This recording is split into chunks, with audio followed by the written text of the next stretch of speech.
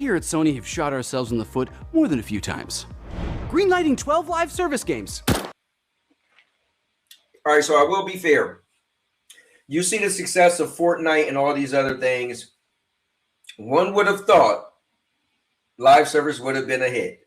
Unfortunately, Sony is terrible with this whole live service thing.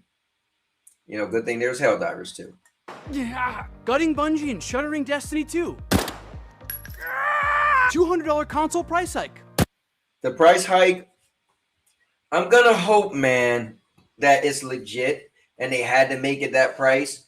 I'm gonna hope that's for real. But I mean, everybody has a price hike, but man, this day and age where consoles become more expensive, I'm not a fan of. That's not cool. But it is what it is. Investing millions in PSVR 2. Okay, I will say this. The PSVR 2, that was kind of stupid that they came out with it and dropped it so fast. The whole Bungie thing, man, I could see that they thought that would have been a good acquisition, so I'm not going to get mad about that. But let's continue.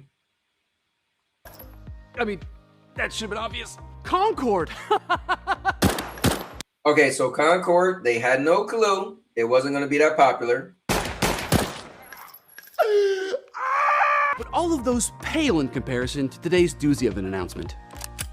Starting in January of 2028, we will no longer be producing physical discs for our games. All future games will only be available through the PlayStation storefront or at retailers in digital formats. Oh! God!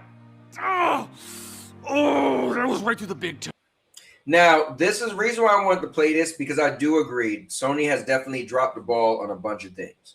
I can't say they didn't. Oh. Now, many of you may be asking yourselves, why, in the 7 swampy circles of Hades, does Sony keep shooting themselves in the foot? And the answer is simply, because we can.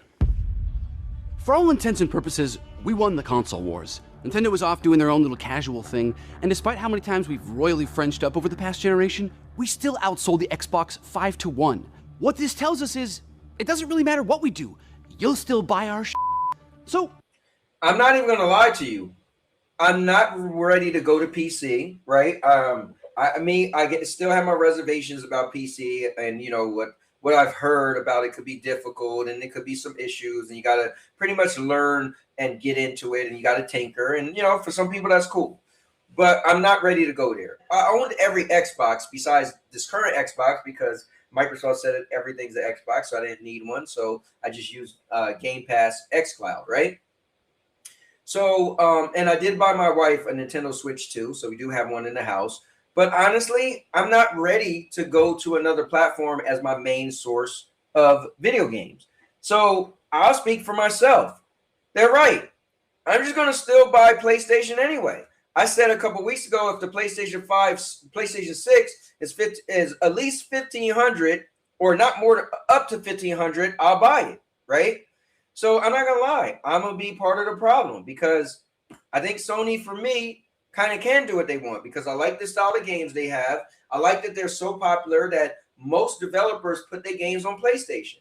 So if I want to get into gaming and I want to have access to the most amount of, I'm speaking for myself, AAA games. Now, if I was an indie guy, maybe the way to go would be PC. But if I want to have the access to the most amount of AAA games, I feel bar none, PlayStation is the way to go because they're so popular in the video game space. Why not go for broke? Well, technically, you'll be the ones going broke, but you get it. See, an all-digital future means that we'll finally have total control over your games. Since everything will now funnel through our storefront, we can set prices however we see fit. And with Now, let me comment on that. I will say this. When I'm into a game and I pay attention to a game and I say that's the game I want, I don't really wait. I buy games day and date, and there's no sales day and date. So for me, I buy games full price anyway when I really want a game. Now, if it's a game a year later and I'm like, you know what? I did play that game.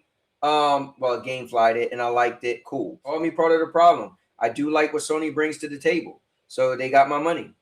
With games becoming digital licenses instead of physical discs, we can take away players' access whenever we want. Truly is a late-stage capitalist wet dream come to life. Now, I also am not worried about taking away people games. I did a video and I gave a scenario, 3 different scenarios where that kind of happens, right? And all of those scenarios doesn't happen that often. And people are worried like, oh my God, they're just going to take our games away. They rarely ever just take your games away. One, your games might be taken away because there's a lawsuit. And unfortunately, they can't do anything, so the game becomes delisted. Friday the 13th, that actually happened, right? The Friday the 13th game. 2, there might be an older game and the part 2 comes out and the company just don't want to have both servers on. And so they kill the first server. That is what it is. That happened to the Crew part 1. Part 2 came out. They eventually shut down the servers for the Crew 1.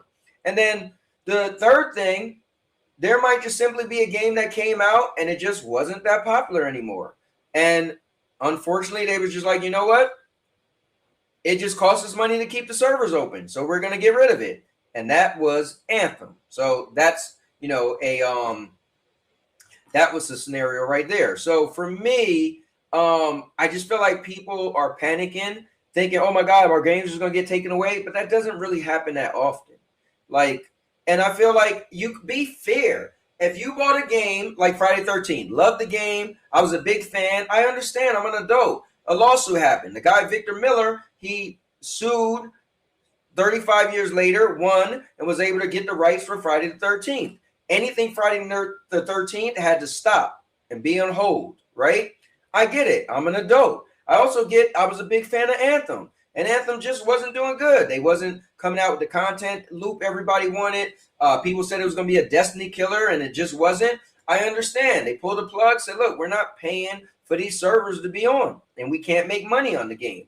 I'm an adult. I get it. Now, I wasn't a big fan of the Crew, but I do get if you had a part 1 and a part 2 came out, like, who's still playing the old one? Can you still monetize the old one? Because if you can't, pull the plug. So I'm an adult. I understand.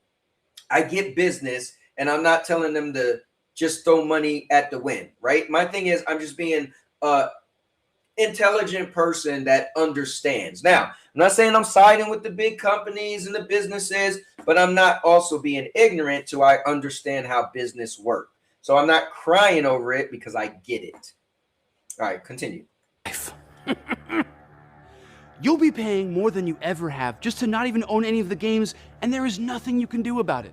What are you gonna do? Not play GTA 6? You really gonna skip out on Wolverine? Come on. We've collected enough of your personal data to know that you don't have the self-control to do that. And for those of you delusional enough to think that...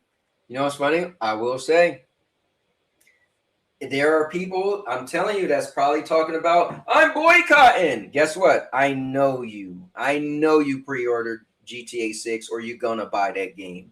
But here still you're boycotting. Here still you're signing petitions, one of the 300-something thousand people that wants physical. But I guarantee. And let's look at Wolverine. Well, I think Wolverine's gonna be a dope game. I don't think it's gonna sell crazy, but I think it's gonna be dope. It's gonna be violent. I think it's gonna be a dope game. And some people aren't going to miss out on it. I don't care. Because if you already was digital, but now you feel some type of way about physical and you want to boycott, you're still a gamer. And you still like to play video games. And unless you all of a sudden are no longer a gamer, I think you're still going to pay for the games. Now, listen to this part. You're going to switch sides and buy a PC? Really? In this economy? If you think forking over $1,000 for the next PlayStation is going to be rough, wait till you try and build a PC. The price of RAM alone is going to be more than that. Face it, you're stuck with us.